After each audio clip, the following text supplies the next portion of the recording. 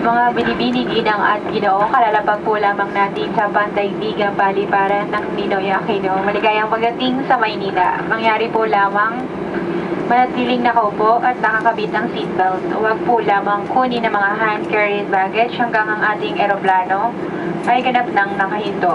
Sa ngalan ng Philippine Airlines, kami po ay nagpapasalamat sa inyong pagtangkilik. Inaasahan namin na muli tayong magkikita. Mabuhay at maraming salamat po. Ladies and gentlemen, we have just landed at Ninoy Aquino International Airport. Welcome to Manila. For your safety, please remain seated with your seatbelt fastened.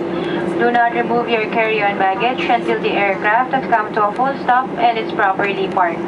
For passengers with connecting flights, our ground personnel at the transfer desk located at the arrival area will be happy to assist you.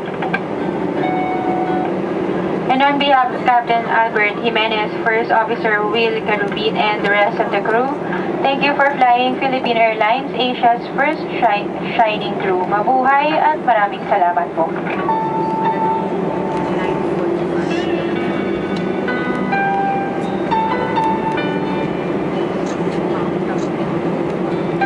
Hangaran ng Philippine Airlines, nagpapasalamat kami ang iyong maupay na pagkakas.